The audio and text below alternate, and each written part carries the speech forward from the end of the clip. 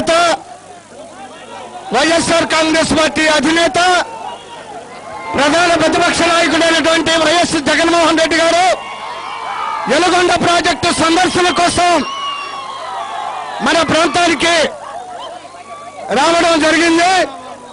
Veligonda project విషయంలో ఏ విధంగా తెలుగుదేశం ప్రభుత్వం గతంలో మోసం చేసింది, తిరిగి అధికారంలోకి వచ్చిన తర్వాత కూడా ఈ రోజు కూడా మన ప్రాంతాన్ని మన రైతాంగాన్ని అన్ని విధాలా మోసం చేసేదానికి తెలుగుదేశం ప్రభుత్వం ప్రయత్నిస్తున్నటువంటి సందర్భంలో ఈ ప్రభుత్వం యొక్క మెడలు వంచి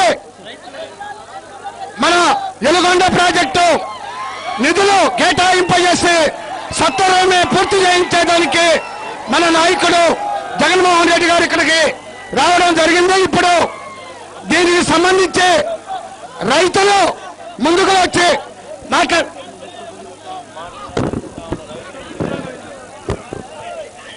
రైతులతోటి ముఖాముఖి కార్యక్రమాన్ని ఇక్కడ ఏర్పాటు చేయడం జరిగింది. రైతులందరూ కూడా ముందుకు వచ్చి ఆవులరెడ్డి అన్న మీరు ఏ నియోజకవర్గమన్నా ఇదే నియోజకవర్గమే ఎర్రగొండపాలెం నియోజకవర్గానికి సంబంధించిన ఇక్కడ రైతు అన్న మీరు రైతు అన్న రైతే కదన్నా ఎన్ని ఎకరాల భూమి ఉందినా 15 ఎకరాలు మన దగ్గర పెట్టుకోవాలి 15 ఎకరాల మీకు భూమి ఉంది. మీరు ఎర్రగొండపాలెం ఇదే నియోజకవర్గానికి సంబంధించిన రైతు. మీరు ఈ ప్రాజెక్టుకి సంబంధించి జరుగుతా ఉన్న జాప్యం మీద జరుగుతా ఉన్న అన్యాయం మీద మీరు ఎవరైనా చెప్పాలనుకుంటున్నారా? పోలవరం ప్రాజెక్టు ఒక విషయం లేదు చెప్పాలండి, మీరు చెప్పండి. ఈ ప్రాజెక్టును ప్రారంభించిన లగాయితుగా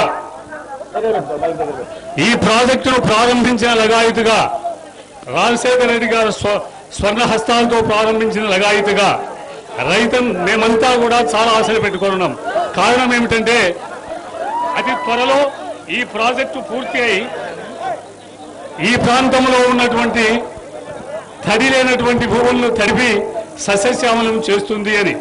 15 ఎకరాల పొలం ఉన్నప్పటికీ గిట్టుబాటు కాక ఏదో విత్తనము నాటడము, ఆకాశం వైపు చూడటమే కానీ సంపూర్ణమైనటువంటి ఏది తడి లేక పంటలు నాశనం కావడము, గిట్టుబాటు కావడము లేక అది ఎంతో కొంత విలువైనటువంటి పొలాలను కూడా అమ్ముకోవడం జరిగింది. ఇక్కడ ఈ ప్రాజెక్టు కోసము అహర్నిశాలు అది దిగ్విజయం అయితే బాగుండు అనేటువంటి తలంపుతో నా చుట్టూ ఉన్నటువంటి మిత్రులంతా కూడా చాలా తహతహపడుతుండేవాళ్ళు. దానికి అవసరమైనటువంటి నిధులు లేవని ఆ మహానుభావుడే బ్రతికి ఉంటే ఈ వరకు మనము కింద ఉండేటువంటి సర్కార్ ప్రాంతంలో ఉండేటువంటి తూర్పు పశ్చిమ గోదావరి వారి కంటే కూడా చాలా బాగా ఉండేవాళ్ళం. ఇప్పుడే మన రైతు నాయకుడైనటువంటి నాగిరెడ్డి గారు చెప్పడం జరిగింది, వేరుశనగ లాంటి విలువైనటువంటి ప్రోటీన్లు కలిగిన ఆ ఆహార పదార్థము మన ప్రాంతంలోనే పండుతుంది, ఆ కింది ప్రాంతంలో లేవు. ఆ కింది ప్రాంతం యొక్క భూముల్లో అటువంటి ప్రోటీన్స్ ఇచ్చేటువంటి శక్తి గల ధాన్యం పండదు అని. అట్లా పండించేటువంటి మేము ఈరోజు ఏదో బర్రెలకు ఒక గంపెడు గడ్డి వేసి 2 లీటర్ల పాలు అమ్ముకొని జీవనం చేసేటువంటి స్థితి మా ప్రాంతం. ఇది వర్షాఛాయ ప్రాంతం అని మహానుభావుడు శాటిలైట్స్ ద్వారా అందినటువంటి సమాచారాన్ని సాంకేతిక నిపుణుల యొక్క సూచనల మేరకు ఈ ప్రాజెక్టును ప్రారంభించిన మహానుభావుడు ఇక్కడే ఇప్పటికి కూడా అది కలలో మెదులుతుంటది. 30 కిలోమీటర్ల దూరంలోనే దుర్మరణం చెందినటువంటి సంఘటన ఇప్పటికీ మనస్సును ఎందుకో కలిసి వేస్తుంది. ఎందుకో ఆయనే ఉంటే ఈ వరకు ఈ ప్రాంతంలో ఉండేటువంటి భూముల విలువ మన పిల్లలకు ఇచ్చేటువంటి భాగ్యం చాలా గొప్పగా ఉండేది. కానీ దీనికి నీటి వసతి ఆ మహానుభావుడు ప్రారంభించినటువంటి ఈ ప్రాజెక్టు త్వరితగతిని పూర్తి చేయడం కోసము మీరు చేసేటువంటి పోరాటము ప్రతినిత్యము టీవీల ద్వారా న్యూస్ పేపర్ల ద్వారా మేము తెలుసుకుంటూనే ఉంటున్నాము సార్. మేము మాకు అతి త్వరలో ఎందుకంటే మీ మేధాశక్తి మీ కారిలేషన్ కానీ మీది కానీ అసెంబ్లీలో చూస్తూ ఉంటే చాలా అబ్బురం వేస్తుంది. ఇటువంటి గొప్ప ప్రతిపక్ష నాయకుడు మాకు లభించడం మా అదృష్టంగా భావిస్తున్నాము. మీ రాక ఈరోజు శుభసూచకము. కారణం ఏమంటే వర్షం పడింది, మేమంతా తడిసి ముద్దయినాము. తడిసి ముద్దయినా కూడా స్త్రీలు, పిల్లలు, తర్వాత ముసలి వాళ్ళు, వితంతువులు వీరందరూ కూడా తడిసినా కూడా పోకుండా జగన్మోహన్ రెడ్డి గారు దిగితే చూడాలనేటువంటి ఆపేక్ష, ఆ ఆపేక్షతోనే వాళ్ళు ఎక్కడికి పోలేదు సార్. మీరు బస్సులో ఉండే నమస్కారం చేయడం జరిగింది, కానీ లేకపోతే చాలా బాగుండేది. అసలు మా ప్రాంతంలో మరి ఎప్పుడు చూస్తామో అనేటువంటిది. మీ పేరు ఏం పేరు? ఆవుల రెడ్డి సార్. ఆవుల రెడ్డి అన్న రైతు, ఇదే ప్రాంతానికి చెందిన ఇదే ఆవుల రెడ్డి అన్న. వెలుగొండ ప్రాజెక్టు పూర్తవుతుంది, ఎప్పుడప్పుడు ఆ ప్రాజెక్టు పూర్తవుతుంది, మా భూములు కూడా ఎప్పుడప్పుడు సస్యశ్యామలం అవుతాయి అని వెయ్యి కళ్ళతో ఎదురు చూస్తా ఉన్నా లక్షల మంది, కోట్ల మంది రైతుల్లో ఆవుల రెడ్డి అన్న కూడా ఒకడు.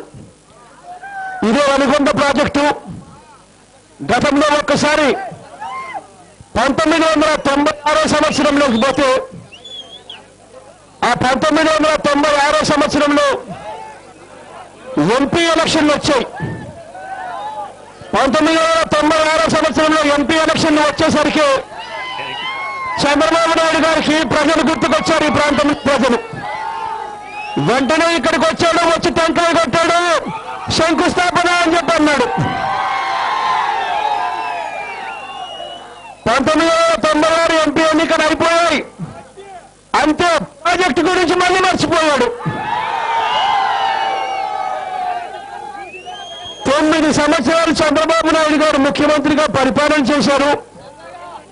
ఇదే వెలుగొండ ప్రాజెక్టుకు సంబంధించి టెంకాయ కొట్టిన ఇదే చంద్రబాబు నాయుడు, శంకుస్థాపన చేసిన ఇదే చంద్రబాబు నాయుడు గారు 9 సంవత్సరాలున్నా 1996 సంవత్సరం నుంచి 2004 దాకా ఆయన ముఖ్యమంత్రిగా ఉన్నారు.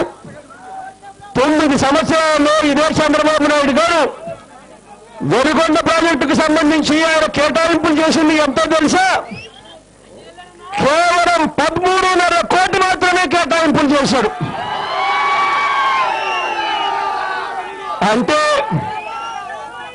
అంటే సంవత్సరానికి కనీసం 1.5 కోట్లు కూడా కేటాయింపు చేయలేదు.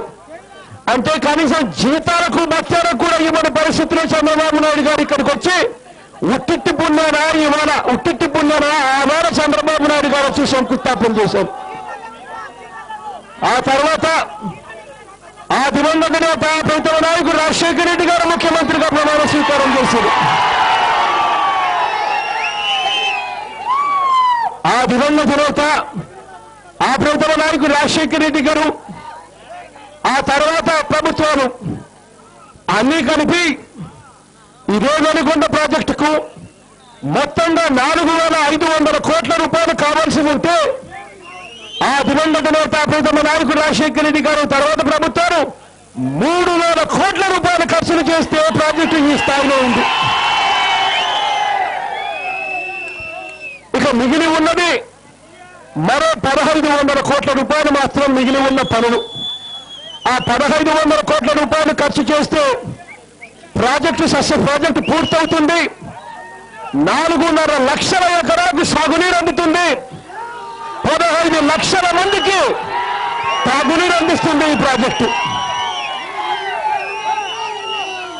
ప్రకాశం జిల్లా, నెల్లూరు జిల్లా, కడప జిల్లా 3 జిల్లాలకు కూడా ఇది ఉపయోగపడుతుంది ఈ ప్రాజెక్టు. ఇటువంటి ప్రాజెక్టుకు సంబంధించి చంద్రబాబు నాయుడు గారు మొన్న జరిగిన బడ్జెట్ సమావేశాలలో ఆయన చేసిన కేటాయింపులు ఎంతో తెలుసా? కేవలం 150 కోట్లు మాత్రమే ఆయన చంద్రబాబు నాయుడు గారు కేటాయింపులు చేశారు. మిగిలి ఉన్నది 1,500 కోట్లు. మిగిలి ఉన్న 1,500 కోట్ల రూపాయలు పూర్తిగా 1,500 కోట్ల రూపాయలు ఖర్చు చేస్తే సంవత్సరంలో ఈ ప్రాజెక్టు పూర్తవుతుంది. అటువంటిది చంద్రబాబు నాయుడు గారు కేటాయింపులు చేసింది కేవలం 150 కోట్లు. మళ్ళీ చంద్రబాబు నాయుడు గారు ఏమంటారు? చేసేదేమో స్వల్ప కేటాయింపులు కేవలం 150 కోట్ల రూపాయలు మాత్రమే కేటాయింపులు చేసి చేతులు దులుపుకున్నారు. కానీ మాటలు మాత్రం మాట్లాడతాడు. నాకు రాయలసీమ అంటే ప్రేమ అని అంటాడు. నెల్లూరు జిల్లా, ప్రకాశం జిల్లా అంటే నాకు ప్రేమ అంటాడు. చంద్రబాబు నాయుడు గారు పట్టిసీమలో చంద్రబాబు నాయుడు గారు చూపిస్తా ఉన్న ధ్యాసను 10% ధ్యాస పెట్టినా కూడా ఈ ప్రాజెక్టు పూర్తయిపోయేది. సస్యశ్యామలంగా మన భూములన్నీ కూడా రెండు పంటలు పండించే పరిస్థితి వచ్చేది. సాక్షాత్తుగా కృష్ణానది నుంచి ఇవాళ నేను పొద్దున్నే ప్రకాశం బ్యారేజ్కి వెళ్ళాను. మొన్న పోలవరం వెళ్ళాను, నిన్న పోలవరం వెళ్ళాను, ఈ రోజు పొద్దున్నే ప్రకాశం బ్యారేజ్కి వెళ్ళాను. ప్రకాశం బ్యారేజ్ దగ్గరికి నేను వెళ్ళినప్పుడు ప్రకాశం బ్యారేజ్ దగ్గర కూడా ఇంజనీర్లతో మాట్లాడా. ప్రకాశం బ్యారేజ్లో కృష్ణానది నుంచి ఎన్ని నీళ్లు సముద్రంలో కలుస్తున్నాయి, ఎన్ని రోజులు సముద్రంలోకి ఆ నీళ్లు కలుస్తున్నాయని చెప్పి విచారం చేశాను ఇంజనీర్లతో. ఆ ఇంజనీర్లు నాతో అన్నారు, సార్ కృష్ణానది నుంచి సముద్రంలోకి దాదాపుగా 200 నుంచి 400 టీఎంసీల నీళ్లు సముద్రంలోకి ప్రతి సంవత్సరం కలిసిపోతా ఉన్నాయి సార్ అని. తాను అన్నాడు, సంవత్సరానికి కనీసం అంటే 80 రోజులు కనీసం అంటే యావరేజ్ మీద సముద్రంలోకి నీళ్లు, కృష్ణానది నీళ్లు సముద్రంలోకి కలుస్తా ఉన్నాయి సార్ గత 7 సంవత్సరాలుగా అన్నాడు. ఆ ఇంజనీర్ అన్నాడు మాటలు. నేను అడిగా ఇంజనీర్ను, అయ్యా సముద్రంలోకి మీరు కలుస్తా ఉన్నాయి అంటా ఉన్న ఈ నీళ్లు ఎన్ని రోజులు కలుస్తామనంటే మీరే సగటున 80 రోజులు అని చెప్పి మీరే చెప్తా ఉన్నారు, మరి ఏ నెలల్లో కలుస్తా ఉన్నావయ్యా అని చెప్పి అడిగా. ఆ ఇంజనీర్ నాతో అన్నారు, సార్ వర్షాలు మామూలుగా పడిన తర్వాతనే కాదు సార్ ఎక్కడైనా నీళ్లు సముద్రంలో కలిసేది. సముద్రంలో కలిసే సమయం వచ్చేసరికి ఆగస్టు, సెప్టెంబరు, అక్టోబర్లో కాస్త ఈ కాలంలోనే నీళ్లు సముద్రంలో కలుస్తాయి సార్ మాన్సూన్ పీరియడ్ ఉన్నప్పుడు అని చెప్పారు. నేను ఇదే ప్రశ్న నిన్న పోలవరం పోయినప్పుడు పోలవరంలో ఇంజనీర్లతో మాట్లాడుతూ అడిగా, ఇదే పోలవరం ప్రాజెక్టు సముద్రంలోకి ఎన్ని రోజులు నీళ్లు కలుస్తాయి అని చెప్పి, ఎప్పుడు కలుస్తాయి అని చెప్పి ఇంజనీర్లతో మాట్లాడుతూ ఉన్నప్పుడు, పోలవరం ప్రాజెక్టు గురించి మాట్లాడుతూ ఉన్నప్పుడు వాళ్ళందరూ కూడా చెప్తా ఉన్నది, రైతులు కూడా చెప్తా ఉన్నది, అక్కడ పుట్టి పెరిగిన వారంతా కూడా చెప్తా ఉన్నది కూడా. వాళ్ళు కూడా ఏం చెప్తా ఉన్నారు అని అంటే, పోలవరం ప్రాజెక్టు కూడా వరదలు వచ్చేది కేవలం 60 రోజుల నుంచి 80 రోజుల మధ్య కాలంలో వరదలు వస్తాయి అని చెప్పి ఇంజనీర్లు అడిగితే, రైతులను అడిగితే ఎప్పుడు ఈ నీళ్లు వరదలు వస్తాయి, ఎప్పుడు ఈ నీళ్లు సముద్రంలో కలుస్తాయి అని అడిగితే వాళ్ళు చెప్తా ఉన్న సమాధానం కూడా జూలై చివరి నుంచి మొదలవుతాయి సార్, ఆగస్టు, సెప్టెంబరు, అక్టోబర్లో కాస్తో కూస్తో వస్తుంది సార్, అప్పుడు సముద్రంలో కలుస్తాయి సార్ అని చెప్పి. అంటే దాని అర్థం అక్కడ గోదావరిలో వాళ్ళు చెప్తా ఉన్నది, ఇక్కడ కృష్ణాలో ఇంజనీర్లు చెప్తా ఉన్నది రెండు కూడా ఏమిటంటే, సముద్రంలో కలిసిపోయే నీళ్లు ఇటు కృష్ణా కానీ అటు గోదావరి కానీ రెండు వైపులా చూస్తే జూలై, ఆగస్టు, సెప్టెంబర్లోనే అవి అక్టోబర్లో కాస్త నీళ్లు సముద్రంలో కలిసిపోతాయని చెప్తా ఉన్నారు. మరి ఇదే చంద్రబాబు నాయుడు గారు ఇవాళ పోలవరం ప్రాజెక్టును పక్కన పెట్టేశాడు, పట్టిసీమ అని చెప్పి మరో ప్రాజెక్టుకి ఇవాళ చంద్రబాబు నాయుడు గారు మొన్న ఇవాళ పెద్ద గొప్పగా శంకుస్థాపన చేసే కార్యక్రమం చేశాడు. ఇదే చంద్రబాబు నాయుడు గారు నేను ఇవాళ అడుగుతా ఉన్నా, పోలవరం ప్రాజెక్టు ఎందుకయ్యా పక్కన పెడుతున్నావు అని చెప్పి. కారణం ఏంటంటే 2 నదులు కూడా వరదలు వచ్చేది ఇంచుమించుగా ఒకే సమయంలో వస్తాయి. ఇంచుమించుగా ఒకే సమయంలో 2 నదులు వరదలు వచ్చినప్పుడు పోలవరం నుంచి నువ్వు కృష్ణా డెల్టాకు నీళ్లు ఒకసారి మళ్లించాలి అని అంటే, నువ్వు మళ్లించాలి అని అనుకుంటే నీళ్లు మళ్లించడానికి మధ్యలో నిల్వ చేసే సామర్థ్యం ఎక్కడ ఉంది చంద్రబాబు గారు అని చెప్పి చంద్రబాబు నాయుడు గారు నేను గట్టిగా అడగదలుచుకున్నా. అంటే దాని అర్థం అక్కడ సముద్రంలో కలిపే బదులు ఇక్కడ కృష్ణానదిలో ఇక్కడ సముద్రంలో కలుపుతారంటారు చంద్రబాబు నాయుడు గారు. నిజంగా ఆయనకు బుర్ర ఉందా లేదా కూడా నాకు అర్థం కావడం లేదు. ఇటువంటి దారుణమైన పరిస్థితి ఉంది కాబట్టి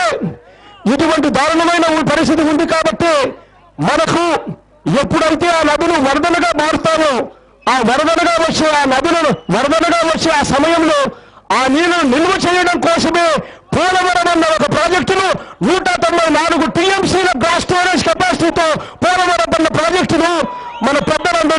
పోలవరాన్ని కట్టాలని నిర్ణయించుకున్నారు. ఎందుకనంటే ఆ వరద వచ్చినప్పుడు ఆ పోలవరంలో 200 టీఎంసీ నీళ్లు మనం నిల్వ చేయగలుగుతాము. నిల్వ చేసినప్పుడు వరదల తర్వాత వెళ్ళిపోయిన తర్వాత ఆ నీళ్లను కుడికారం దగ్గర నుంచి కృష్ణా డెల్టాకు మళ్లిస్తే కృష్ణా డెల్టాకు 80 టీఎంసీల నీరు అక్కడికి వస్తుంది కాబట్టి రాయలసీమకు నీళ్లు ఇక్కడ ఇవ్వచ్చు, నెల్లూరుకు ప్రకాశంకు కూడా నీళ్లు ఇవ్వచ్చు అని చెప్పి 80 టీఎంసీల నీళ్లు ఇక్కడ మనం వాడుకోవచ్చు అని చెప్పి పోలవరం ప్రాజెక్ట్ అనుకున్నారు. కానీ ఇవాళ చంద్రబాబు నాయుడు గారు పోలవరాన్ని పక్కన పెట్టేశాడు, పట్టిసీమను నెత్తినెత్తుకున్నాడు. ఈ పట్టిసీమను చంద్రబాబు నాయుడు గారు నెత్తిన ఎత్తుకున్నందుకు మనకు జరిగే మొట్టమొదటి నష్టం ఏమిటో తెలుసా? మన రాష్ట్రంలోనికి గోదావరి వాటర్ డిస్ప్యూట్ ట్రిబ్యునల్ అని చెప్పి గోదావరి వాటర్ డిస్ప్యూట్ ట్రిబ్యునల్లో వాళ్ళు 7E అని ఒక క్లాస్ చెప్పారు. 7E అన్న క్లాసు ఒకటి ఏం చెప్తుందో తెలుసా? ఆ 7E అన్న ఒక క్లాసు వాళ్ళు చెప్తున్నారు, పోలవరం ప్రాజెక్టు పూర్తితో సంబంధం లేదు, పూర్తి కావాల్సిన పని లేదు, పోలవరం ప్రాజెక్టు పనులు మొదలవుతూనే చాలు. సిడబ్ల్యూసి క్లియరెన్స్ అనుమతి వచ్చిన వెంటనే 35 టీఎంసీల నీళ్లు కృష్ణానదిలో కర్ణాటక మహారాష్ట్రలు మనకు రావాల్సిన నీళ్లు ఆపుకొని వాళ్ళు వాడుకోవచ్చు అని చెప్పి 7E చెప్తుంది. అంటే పోలవరం ప్రాజెక్టు పూర్తి కాకమునిపే పోలవరం ప్రాజెక్టు పనులు మొదలవుతూనే మనకు 7E ప్రకారం కర్ణాటక మహారాష్ట్రలు మనకు రావాల్సిన నీళ్లు 35 టీఎంసీలు అడ్డుకుంటాయి. మరి 7F మరి గోదావరి వారి డిస్ప్యూట్ ట్రిబ్యునల్లో 7F అనే కండిషన్ ఏం చెప్తుందో తెలుసా? 7F చెప్తుంది, ఈ మాదిరిగా నీళ్లు గోదావరి నుంచి కృష్ణాకు ఇంకా వేరే విధంగా మీరు ఏదైనా ఎక్కువగా తీసుకొని పోతే ఆ నీళ్లలో కూడా కర్ణాటక మహారాష్ట్రాలకు వాటా ఉంటుంది అని చెప్పి 7F చెప్తుంది. అంటే దాని అర్థం ఏంటంటే ఇవాళ చంద్రబాబు నాయుడు గారు పట్టిసీమకు శంకుస్థాపన చేశాడు అని అంటే శంకుస్థాపన తాను చేశాడు కాబట్టి అక్కడ పనులు మొదలయ్యాయి కాబట్టి పనులు మొదలైన వెంటనే మరో 35 టీఎంసీల నీళ్లు కృష్ణానదిలో కర్ణాటక మహారాష్ట్రాలు మనకు రావాల్సిన నీళ్లు అడ్డుకట్ట వేస్తాయి రాబోయే రోజుల్లో అని 7F చెప్తుంది. అంటే దాని అర్థం ఒక్క చుక్క కూడా నీళ్లు మనకు అటువైపు నుంచి ఇటువైపు డైవర్షన్ కాకముందే 7E ప్రకారము 7F ప్రకారము మనకు ఇక్కడ కృష్ణానదిలో మనకు వచ్చే నీళ్లు కర్ణాటక మహారాష్ట్రలో 70 టీఎంసీల నీళ్లు మనకు రాకుండా చేయబోతున్నాం రాబోయే రోజుల్లో అని చెప్పి చెప్తా ఉన్నాం. మరి ఇటువంటి దారుణమైన భయం మనకున్నప్పుడు చంద్రబాబు నాయుడు గారు చేయాల్సిందేమిటి? ఒకవైపున కేంద్రం అన్ని రకాలుగా అనుమతి ఇచ్చి పోలవరం ప్రాజెక్టు పూర్తి చేస్తాము అని చెప్తా ఉంటే పోలవరం ప్రాజెక్టుకు నిలువ చేసే సామర్థ్యం 200 టీఎంసీ మేరకుంటే ఆ పోలవరం ప్రాజెక్టును పక్కన పెడతాడట. పట్టిసీమ ప్రాజెక్టు అన్నది కాంట్రాక్టర్ దగ్గర నుంచి డబ్బులు దండుకోవడానికి కోసము పోలవరం పట్టిసీమ ప్రాజెక్టు మొదలు పెడతాడట. పట్టిసీమ ప్రాజెక్టు అన్నది నిజంగా ఎంత ఆశ్చర్యంగా టెండర్లు పిలిచారో తెలుసా? పట్టిసీమ ప్రాజెక్టుకు మన రాష్ట్రంలో ఇంత మంది కాంట్రాక్టర్లు ఉండవు, ఇక్కడ కూడా పెద్ద పెద్ద కాంట్రాక్టర్లు పనిచేస్తూ ఉన్నారు. కానీ పట్టిసీమ ప్రాజెక్టుకు వచ్చేసరికి కేవలం ఇద్దరు కాంట్రాక్టర్లు మాత్రమే టెండర్లు చేశారు. ఇద్దరే ఎందుకు వేశారు, మిగిలిన వాళ్ళు ఎందుకు వేయలేదు అని అంటే కారణం చంద్రబాబు నాయుడు గారు ప్రీ కండిషన్స్ అన్ని చక్కగా ఆ ఇద్దరికి మాత్రమే సరిపోయేట్టుగా మార్చేశాడు. కేవలం ఇద్దరు కాంట్రాక్టర్లు టెండర్లలో పార్టిసిపేట్ చేశారు. ఆ ఇద్దరు కూడా టెండర్లలో వేసిన వాళ్ళు ఇద్దరు కూడా ఆ తర్వాత ఏం చేశారో తెలుసా? 21.9% ఆ టెండర్లు ఉన్న రేటు కన్నా అధికంగా వేసి టెండర్లు కోట్ చేశారు. అధికంగా టెండర్లు కోట్ చేస్తే ఇద్దరు టెండర్లు పార్టిసిపేట్ చేస్తే మామూలుగా గవర్నమెంట్ అనేది ఏం చేయాలి? టెండర్లు క్యాన్సిల్ చేసి మళ్ళీ టెండర్లు పిలవాలి. కానీ మరి చంద్రబాబు నాయుడు గారు ఏం చేశారో తెలుసా?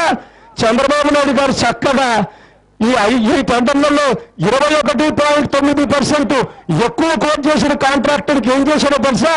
ఆ మొత్తంలో 5% ఓకే, మిగిలిన 16.9% మీరు ఎక్కువ కోట్ చేశావు కదా, నేను అదే అమౌంట్ మీకు బోనస్ గా నేను ఇచ్చేస్తాను అని చెప్పి చంద్రబాబు నాయుడు గారు చెప్పారు. ఆశ్చర్యం ఏమిటో తెలుసా? ఇలా సంవత్సరంలోనే ప్రాజెక్టు పూర్తి చేయాలి అని చెప్పి టెండర్ని పిలిచారు. పిలిచినప్పుడు సంవత్సరంలో పూర్తి చేస్తామనే వాళ్ళు టెండర్లలో రేట్లు కోట్ చేశారు. అటువంటప్పుడు అదే సంవత్సరంలోనే పూర్తి చేస్తే ఇదే చంద్రబాబు నాయుడు గారు టెండర్లలో లేనప్పుడు టెండర్లలో లేని బోనస్ క్లాసులు ఆ తర్వాత టెండర్లు కోట్ చేసిన తర్వాత వేసిన ఆ అమౌంట్ ను బోనస్ కింద చంద్రబాబు నాయుడు గారు డిక్లేర్ చేయడం అంటే 300 కోట్ల కుంభకోణం కాదా అని అడుగుతా ఉన్నాను. ఇది నేను ఇలా చంద్రబాబు నాయుడు గారు మన ప్రాణాలతో ఆడుకుంటూ మన జీవితాలతో శనగాటమాడుతూ కాంట్రాక్టర్ల దగ్గర ముడుపులు తీసుకునే దాని కోసం పట్టిసీమ ప్రాజెక్టు అనేది కట్టబోతా ఉన్నాడు. ఇవాళ ఇక్కడే నిజంగా ఆశ్చర్యం అనిపించింది ఈ ప్రాజెక్టు చూసినప్పుడు.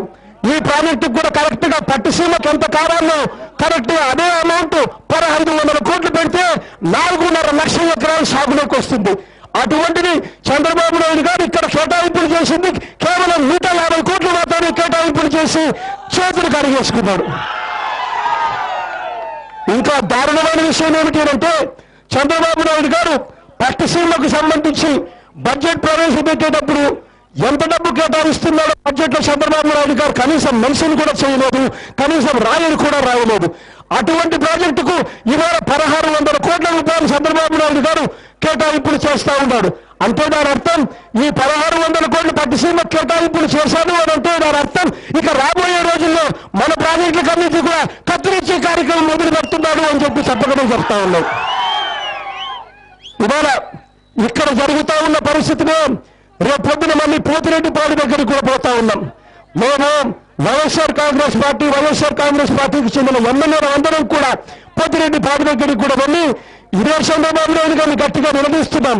అయ్యా చంద్రబాబు గారు, ఒకవైపునేమో మీరు రాయలసీమ మీద కపట ప్రేమ చూపిస్తారు, మీ అవసరాలకు మేము అడ్డు తగులుతున్నాము అని చెప్పి వెంటనే మాకు లబ్ధి జరుగుతున్నాము అని చెప్పి చంద్రబాబు నాయుడు గారు రాయలసీమ మీద కపట ప్రేమ చూపిస్తూ మేము ప్రాజెక్టులు అడ్డుకుంటున్నాము అని చెప్తా ఉన్నారు. నేను ఇదే చంద్రబాబు నాయుడు గారిని అడుగుతా ఉన్నా, నువ్వు కాంట్రాక్టర్ దగ్గర నుంచి డబ్బెత్తుకునే దానికోసం నేను అడ్డు తగులుతా ఉంటే నీకు రాయలసీమ మీద ప్రేమ అని అంటారు, నాకు ప్రేమ లేదు అని అంటారు. ఇదే న్యాయము అని చంద్రబాబు నాయుడు గారిని అడుగుతా ఉన్నా. ఇదే చంద్రబాబు నాయుడు గారు రేపు పొద్దున పోతిరెడ్డిపాడు దగ్గరికి వెళ్ళినప్పుడు చంద్రబాబు నాయుడు గారిని గట్టిగా నిలదీస్తాం. అయ్యా చంద్రబాబు నాయుడు గారు, ఒక్కసారి గుర్తు తెచ్చుకోండి, పక్కనే శ్రీశైలం కనిపిస్తా ఉంది, మన అందరం కూడా చూస్తా ఉన్నాం. శ్రీశైలంలో పోతిరెడ్డిపాడుకు దిగువకు నీళ్లు ఇవ్వాలి అని అంటే డ్రైవింగ్ హెడ్ 854 అడుగులు ఉండాలి అన్న సంగతి రాయలసీమలో పుట్టిన, ప్రకాశం జిల్లా నెల్లూరులో పుట్టిన ప్రతి ఒక్కరికి కూడా తెలుసు. అందరం కూడా చూస్తా ఉన్నాం. గత 10 సంవత్సరాలుగా రాజశేఖర రెడ్డి గారి ప్రభుత్వం తర్వాత కూడా వచ్చిన ప్రభుత్వాలన్నీ కూడా గత 10 సంవత్సరాలుగా మనం కూడా చూస్తా ఉన్నాం. ఏ ఒక్కరు కూడా 854 అడుగులు దిగువన ఏ రోజు నీళ్లు డ్రా చేయలేదు. కానీ చంద్రబాబు నాయుడు గారు ఒక్కసారి ముఖ్యమంత్రి అయ్యాడు. ముఖ్యమంత్రి అయిన తర్వాత ఈ సంవత్సరం శ్రీశైలంలో ఒక్కసారి నీళ్లు ఏ స్థాయికి దిగుబడిపోయాడంటే 803 అడుగులకు తీసుకొని పోయాడు చంద్రబాబు నాయుడు గారు. మరి ఇదేనా చంద్రబాబు నాయుడు గారికి రాయలసీమ మీద ఉన్న ప్రేమ అని అడుగుతా ఉన్నా. ఒకవైపునేమో పోతిరెడ్డిపాడు దిగువన గాలేరు నగర్ అవుతూనేమి, హంద్రీనీవాక్ అవుతూనేమి ఆ ప్రాజెక్టులకు చంద్రబాబు నాయుడు గారు హయాంలో కేటాయింపులు చేసింది 9 సంవత్సరాలలో 0. గాలేరు నగర్కి చంద్రబాబు నాయుడు గారు 9 సంవత్సరాల పరిపాలనలో ఆయన చేసిన కేటాయింపులు కేవలం 17 కోట్లు. హంద్రీనీవాక్ చంద్రబాబు నాయుడు గారు హయాంలో 9 ఏళ్ల పరిపాలనలో ఆయన చేసిన కేటాయింపులు కేవలం 13 కోట్లు. అయితే ఆ తర్వాత దివంగత నేత ప్రీతమ నాయకుడు రాజశేఖర రెడ్డి గారు వచ్చిన తర్వాత గాలేరు నగర్కి 4600 కోట్ల రూపాయలతో ఆ దివంగత నేత తర్వాత ముఖ్యమంత్రులు కేటాయింపులు చేసి ప్రాజెక్టు స్థాయిలో కూర్చోబెట్టారు. అదే గాలేరు నగర్కి ఇవాళ కావాల్సింది కేవలం 2600 కోట్ల రూపాయలైతే చంద్రబాబు నాయుడు గారు కేటాయింపులు చేసింది కేవలం 169 కోట్లు మాత్రమే కేటాయింపులు చేశాడు. మళ్ళీ రాయలసీమ మీద నాకు ప్రేమ అంటాడు ఇదే చంద్రబాబు నాయుడు గారు. హంద్రీనీవాక్ ప్రాజెక్టుకు సంబంధించి 6800 కోట్ల రూపాయలు అవసరమైతే ఆ దివంగత నేత ప్రీతమ నాయకుడు రాజశేఖర రెడ్డి గారు ఆ తర్వాత ముఖ్యమంత్రులు 5800 కోట్ల రూపాయలు ఖర్చు చేస్తే ఇక మిగిలి ఉన్నది కేవలం 1100 కోట్ల రూపాయలు. ఆ 1100 కోట్ల కోసం చంద్రబాబు నాయుడు గారు బడ్జెట్ లో కేటాయింపులు చేసింది కేవలం 200 కోట్ల రూపాయలు. అంటే ఇదే చంద్రబాబు నాయుడు గారికి రాయలసీమ మీద ప్రేమ అని అడుగుతా ఉన్నా. మొన్న చంద్రబాబు నాయుడు గారు అంటూ ఉన్నారు, చంద్రబాబు నాయుడు గారు మొన్న అంటూ ఉన్నారు, రాయలసీమ రైతులు నాకు వచ్చి శాలువాలు కప్పారు, 7000 చెరువులు నేను నింపాను అని అంటా ఉన్నారు. ఇదే చంద్రబాబు నాయుడు గారిని అడిగా, అయ్యా నువ్వు డబ్బులిచ్చి నువ్వు కేటాయింపులు చేస్తేనామా ఆ 7,000 చెరువులకు నీళ్లు పోయాయి. గత ముఖ్యమంత్రి రాజశేఖర రెడ్డి గారు చేశాడు కాబట్టి, ఆయన పనులు చేశాడు కాబట్టి నువ్వు ఆ తర్వాత వచ్చి కొలాయి తిప్పావు, నీళ్లు పోయావు. నువ్వు చేసిందే కదా చంద్రబాబు నాయుడు గారిని అడుగుతా ఉన్నా. ప్రతి విషయంలోనూ ఇదే మోసాలు, ఇదే అబద్ధాలు రాష్ట్రాన్ని సర్వనాశనం చేస్తా ఉన్నాడు. రైతులు పనంగా పెడతా ఉన్నాడు. మొన్న అంటా ఉన్నా నేను ఇదే విషయం గారు చంద్రబాబు నాయుడు గారికి వచ్చి, రైతులకు ఏ ఒక్కరికి కూడా రుణాలు మాఫీ కాలేదు, రైతులకు కనీసం వడ్డీ కూడా మాఫీ కాలేదు. అయినా చంద్రబాబు నాయుడు గారు రైతులందరికీ రుణాలు మాఫీ చేసేసాను, వాళ్ళు వచ్చి నాకు శాలువా కప్పాడు అని చెప్తాడు, అబద్ధాలు చెప్తాడు. డ్వాక్రా చెల్లెమ్మలకు రూపాయి అంటే రూపాయి కూడా మాఫీ కాలేదు. పైగా డ్వాక్రా చెల్లెమ్మలకు 0% వడ్డీ లేని రుణాలు ఇచ్చే రోజుల నుంచి ఇవాళ ఆ డ్వాక్రా చెల్లెమ్మలకు వడ్డీ లేని రుణాలకు సంబంధించి బడ్జెట్ లో కేటాయింపులు చేసింది పెద్ద 0 అంటాడు. డ్వాక్రా చెల్లెమ్మ చాలా ఆనందంగా ఉన్నారు, నేను పోతే అంతా శవనాలు కూడా కప్పుతారు వాళ్ళు కూడా అని చెప్పి చంద్రబాబు నాయుడు గారు అంటారు. ఇలా ప్రతి విషయంలోనూ చంద్రబాబు నాయుడు గారు చెప్పేది ఒకటి, చేసేది ఒకటి. ఇవాళ అందరం కూడా నేను ఒకటి చెప్తా ఉన్నాం, ఈ జరగబోయే ఈ పోరాటంలో అందరం కూడా కలిసికట్టుగా ఒకటవుదాం. ఒకటై చంద్రబాబు నాయుడు గారి మీద తీవ్రమైన ఒత్తిడి తీసుకొని వచ్చి మన ప్రాజెక్టు పూర్తి చేయించుకుందాము. ఖచ్చితంగా నేను చచ్చేలా గట్టిగా పోరాటం చేస్తామని కూడా చెప్తా ఉన్నాం.